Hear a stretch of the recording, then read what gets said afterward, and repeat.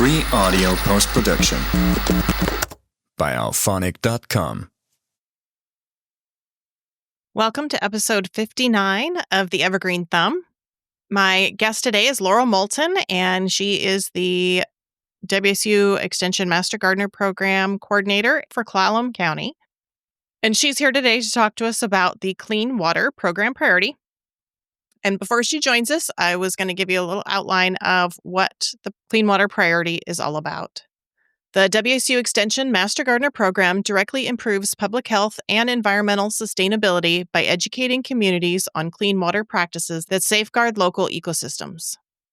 Through science-based outreach and hands-on demonstrations, volunteers empower individuals to reduce harmful chemicals, enhance water quality, and protect vital waterways. Their efforts seek to lower municipal costs for water treatment and healthcare while fostering environmental stewardship and a deeper connection to local water systems. By promoting sustainable water management, Master Gardeners help ensure clean, accessible water for future generations. Clean water is essential for human health, thriving communities, and economic stability.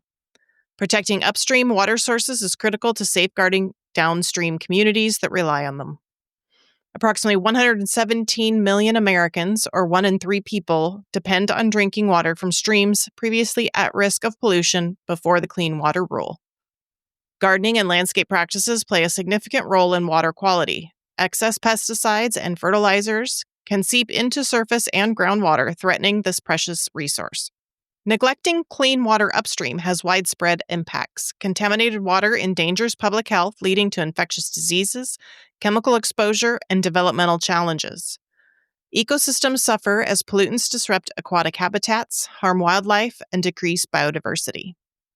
Economically, the burden of pollution includes high water treatment costs and losses in industries like fishing, agriculture, and tourism. Communities dependent on depolluted sources face water scarcity, reduced quality of life, and increased healthcare expenses. Persistent pollution causes lasting harm to ecosystems, compromising biodiversity and environmental resilience. Implementing responsible gardening and landscaping practices is vital to protecting water resources for current and future generations. WSU Extension Master Gardener Program volunteers play a pivotal role in promoting clean water and environmental health through education on integrated pest management, or IPM, practices. Their efforts focus on preventing harmful chemicals from polluting water systems and reducing soil erosion and runoff. Laurel, thanks for joining me today. Welcome back to the show. Thanks for having me. It's good to be back. All right, so today we're talking about our Clean Water Program priority. Can you tell us a little bit about the priority and why it's important to home gardeners? Yeah, the Clean Water Program priority is basically that we promote gardening practices that protect water resources. So one of the important aspects of that program priority is teaching integrated pest management practices to minimize polluted runoff from the landscape. How do our everyday gardening practices like watering, fertilizing, pest control, how do those potentially impact water quality? Everything that we do in the garden can impact water quality.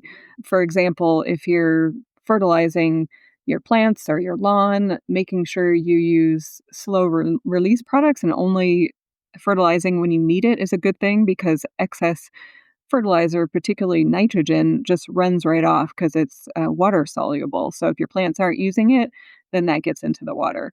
So for for watering, we always promote water conservation as well. If you're overwatering, that's another way to make things from your garden run off into the storm drain or down into an aquifer, or just get wasted because they flow away. And then with pest management, you can make choices in how you manage your garden to prevent as much need for pesticides. And when you use pesticides, you can choose ones that are lighter on the environment. And if you apply them the right way, you can prevent them from getting into the waterway. Are there some management choices that gardeners can make, or even landscape design choices that help protect the clean water?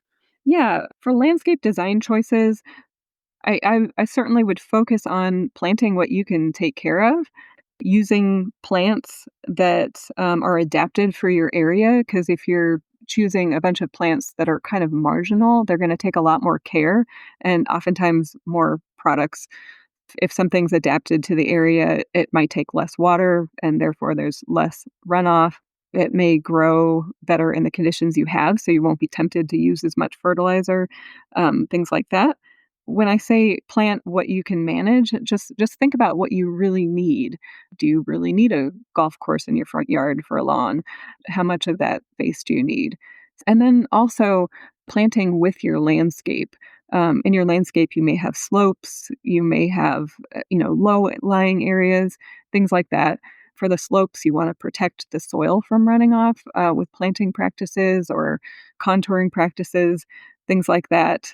If you have low-lying areas, you just need to consider what you plant there to make sure it's appropriate. So you don't need to take extra steps to manage those. Those are a couple I can think of.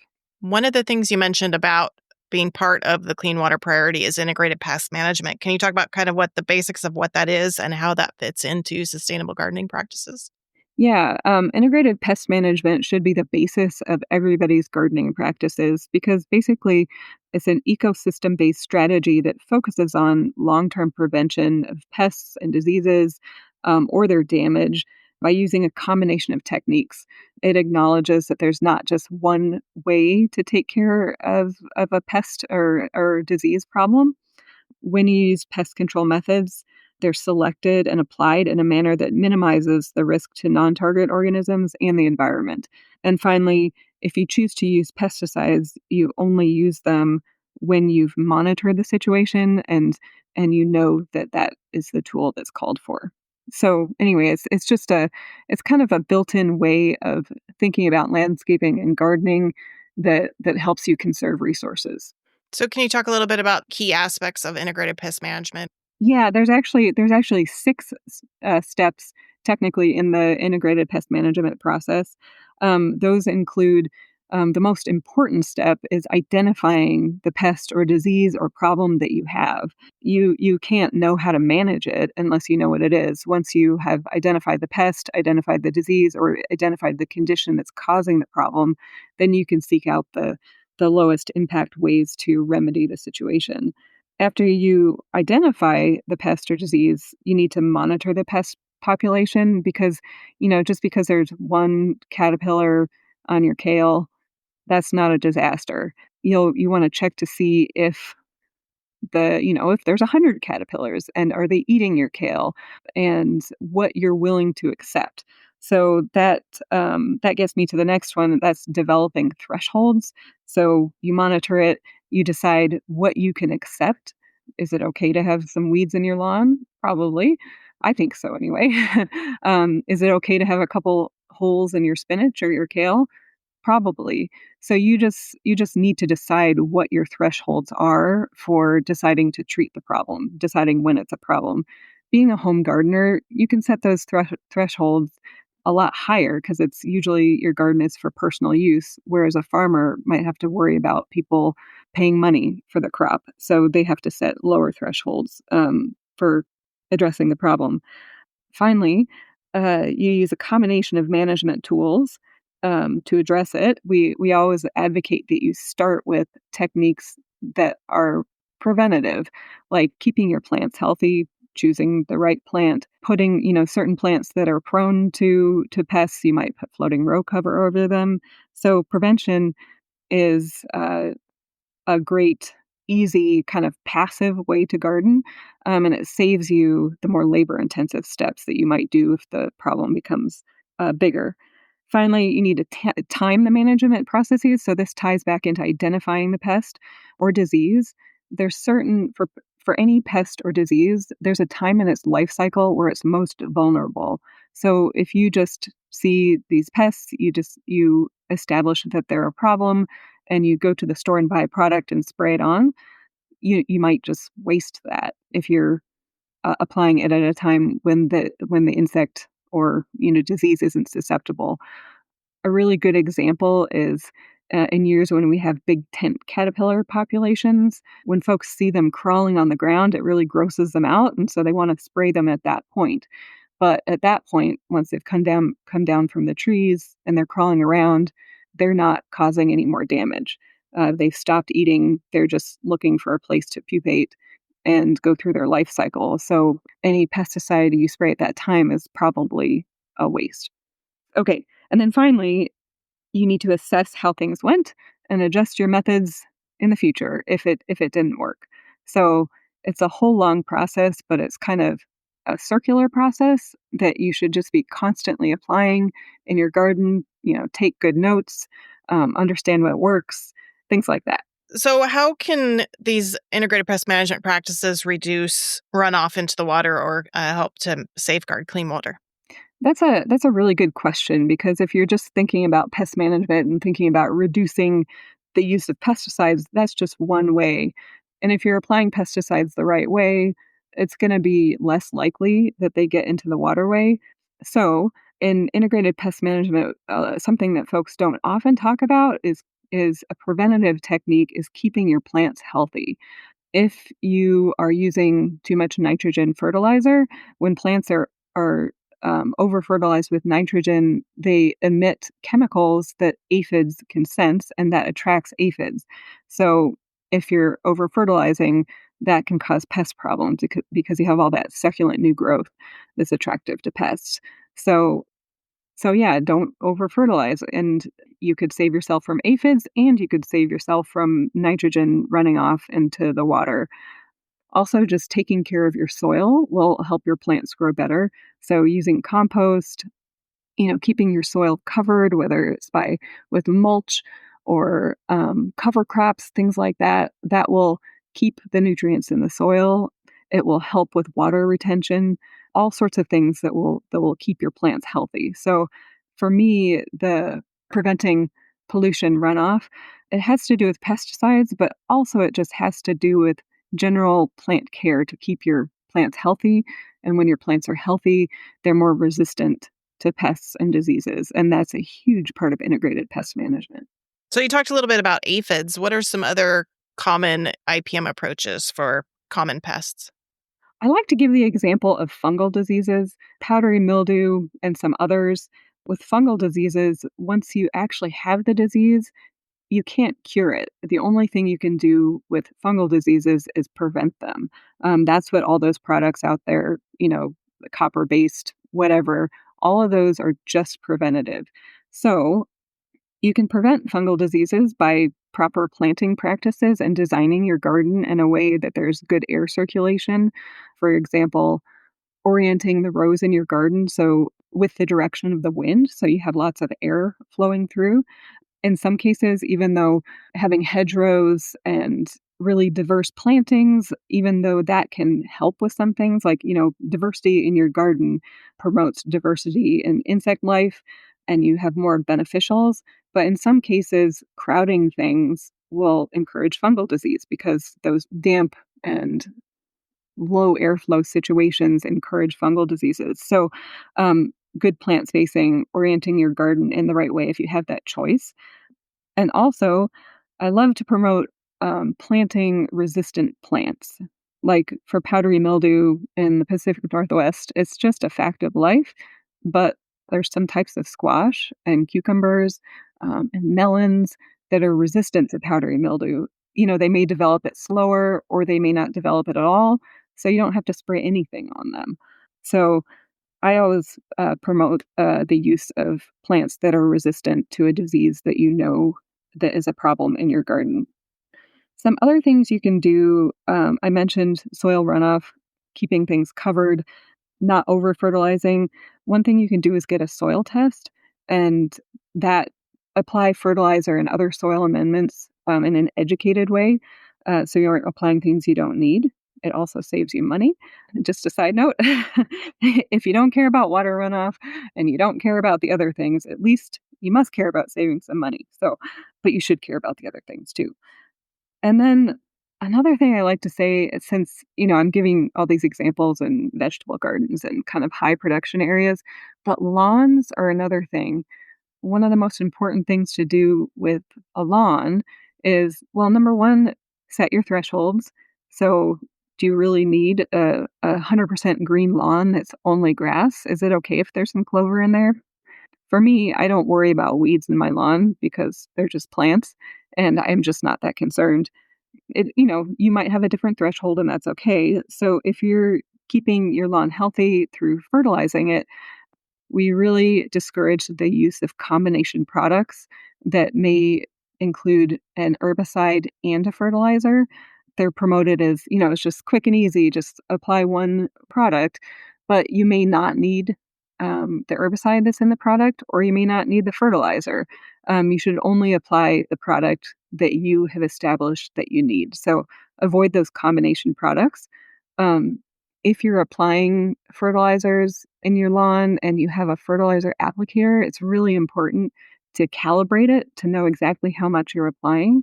Because, and also watching the pattern of how you're applying it. I had a neighbor once and I watched him run his fertilizer applicator right up to the edge of the lawn. So half of it was was throwing fertilizer into the street. And that was going straight into the storm drain. So just be aware of that. Better yet, use compost. Um, you can use slow release fertilizers, but even better, you can top dress with a thin layer of compost each year. Just rake that in.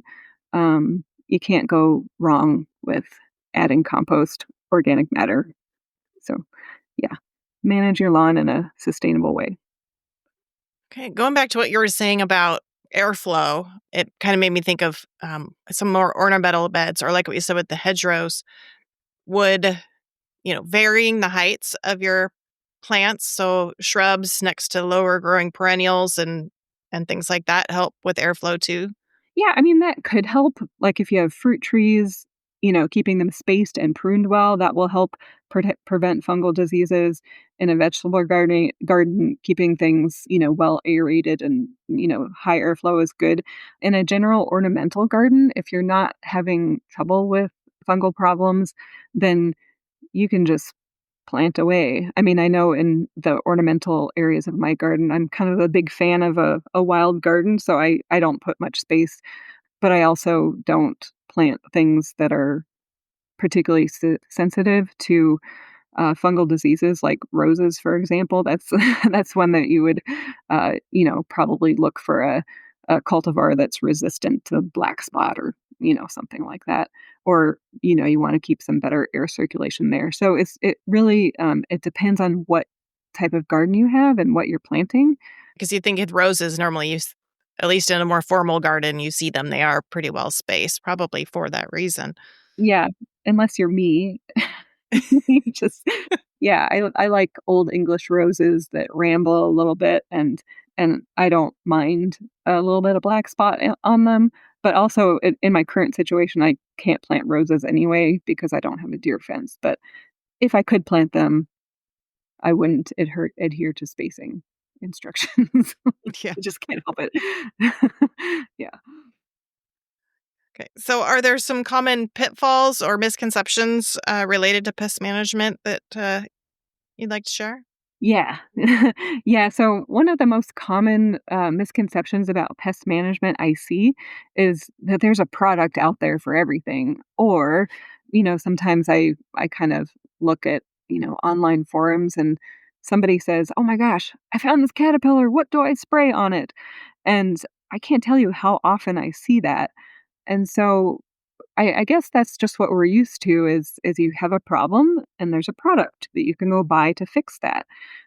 And so I just hope that people will think outside the box because a product isn't always a solution. Oftentimes it's just garden design, choosing a different plant, how you take care of the plants, the things that we've talked about.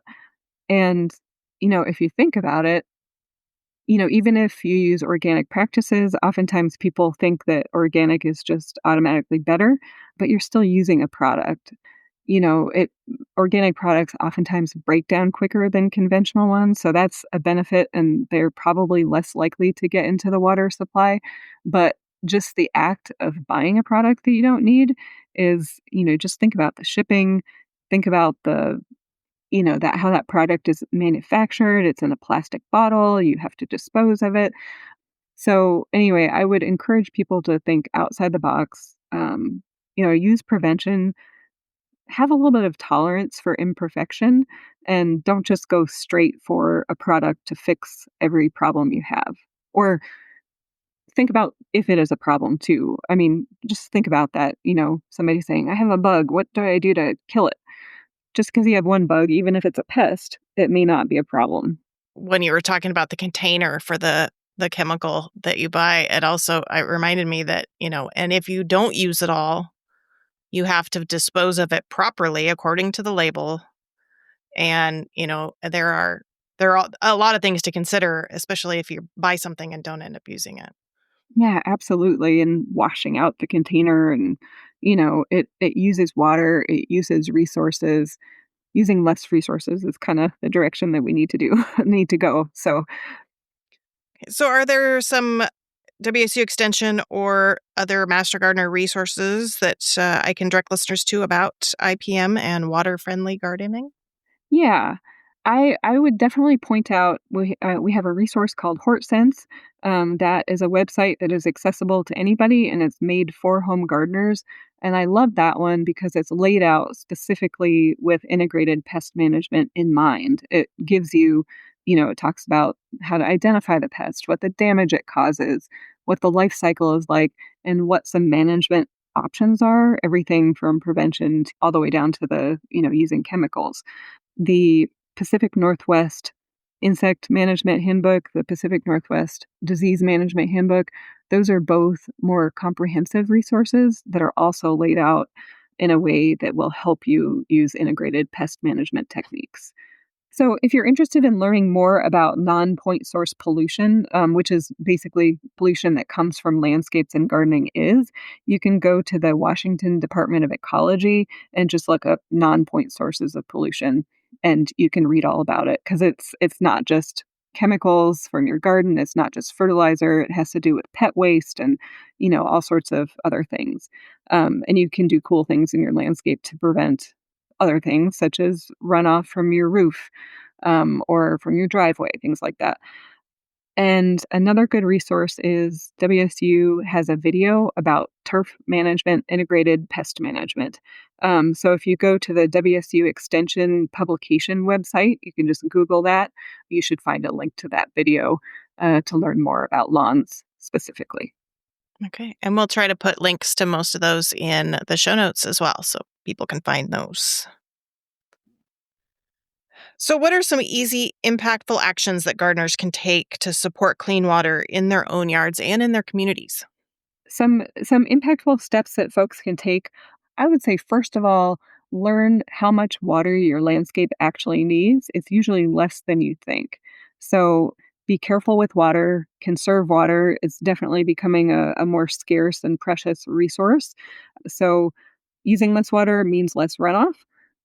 The second thing is manage your soil well, and that includes just making sure your soil stays in place, making sure you're adding organic matter, making sure you're adding mulch, and keeping your soil friable and so water can soak in and be held there, and nutrients can be held in your soil as well. And then just think about the preventative techniques like cultural and biological control methods that you can encourage in your garden, just so you're using fewer products in general. Just because something isn't getting into the local water source directly from your garden, like fertilizer or pesticides, there are other things that get into our waterways, like plastic containers or things that don't degrade in the environment. When you throw those away or you recycle them, you don't necessarily know where they go after they leave the curb. Hopefully they get recycled or put in the appropriate place. But the truth is, a lot of stuff ends up in our waterways somehow. So just minimizing the use of plastic resources, chemical resources, things like that, and try to keep water and components of your garden in your garden. Well, this is our final episode kind of outlining the different program priorities. This is the 9th one. What you're talking about actions that gardeners can take, it reminded me of how much so many of these program priorities overlap and how focusing on any one of them actually has action in all the other program priorities as well. Yeah, absolutely. Our gardens are all connected. The world's connected. Our priorities are all connected. So that's a really good point. Any final thoughts you'd like to add about IPM or the clean water priority? Yeah, I just keep gardening, keep experimenting. And, we all make mistakes, but there's always opportunities to improve. This is that time of year where you're looking back on your gardening practices and what worked and what didn't, and making plans for next year. So I think it's really important to take notes, keep a journal and reflect on what worked and what didn't. And you can always make improvements next year. That's the beautiful thing about gardening. Definitely. All right. Well, thanks for being here today, Laurel. It's always a pleasure. Thanks for having me. Thank you for joining us on this episode of The Evergreen Thumb, brought to you by the WSU Extension Master Gardener Program volunteers and sponsored by the Master Gardener Foundation of Washington State. We hope that today's discussion has inspired and equipped you with valuable insights to nurture your garden. The Master Gardener Foundation of Washington State is a nonprofit organization whose primary purpose is to provide unifying support and advocacy for WSU Extension Master Gardener programs throughout Washington State. To support the Master Gardener Foundation of Washington State, visit www.mastergardenerfoundation.org/donate. Whether you're an experienced Master Gardener or just starting out, the WSU Extension Master Gardener program is here to support you every step of the way. WSU Extension Master Gardeners empower and sustain diverse communities with relevant, unbiased, research-based horticulture education. Reach out to your local WSU Extension office to connect with Master Gardeners and tap into a wealth of resources that can help you achieve gardening success. To learn more about the program or how to become a Master Gardener, visit mastergardener.wsu.edu/get-involved.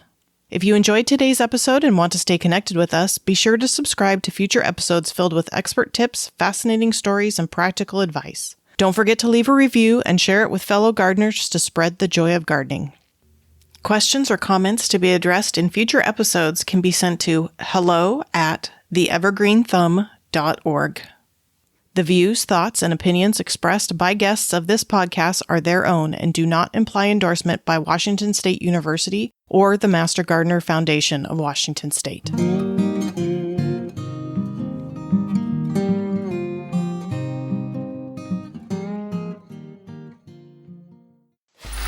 Free audio post-production by alphonic.com.